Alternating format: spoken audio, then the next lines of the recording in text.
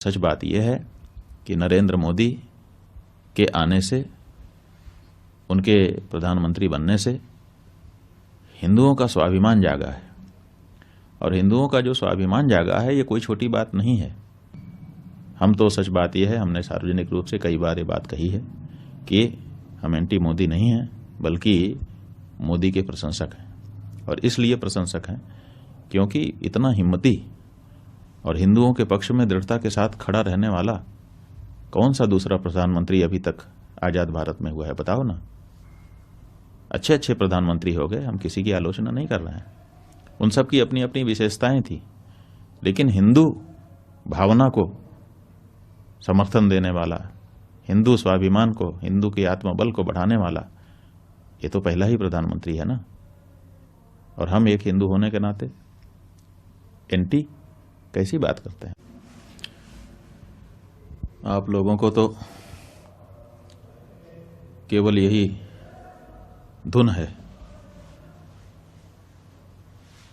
एक ही एजेंडा आप लोगों ने बना लिया है मीडिया ने कि बस एंटी मोदी सिद्ध कर दो। आप ये बताइए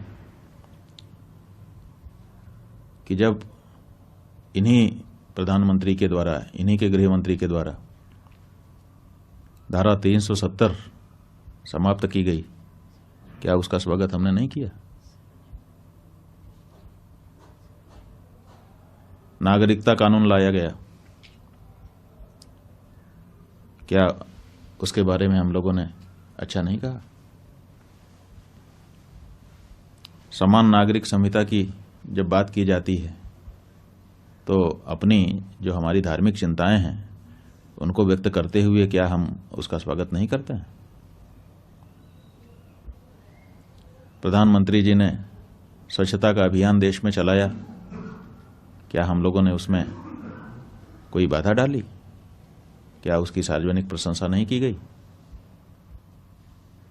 श्री राम जन्मभूमि के निर्णय के आने के बाद किस तरह से लॉ एंड ऑर्डर को पूरे देश में मेंटेन किया गया, किसी प्रकार का कोई दंगा फसाद नहीं होने दिया गया, इतने बड़े निर्णय के आने के बाद भी ये जो उनका प्रशासन के संचालन का कौशल था, क्या इसके बारे में हम लोगों ने सार्वजनिक रूप से प्रशंसा नहीं की?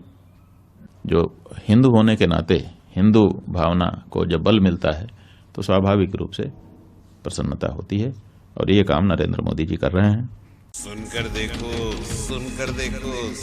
देखो जी, ममता राहुल मोदी बोले, लिखे जितेंद्र जी।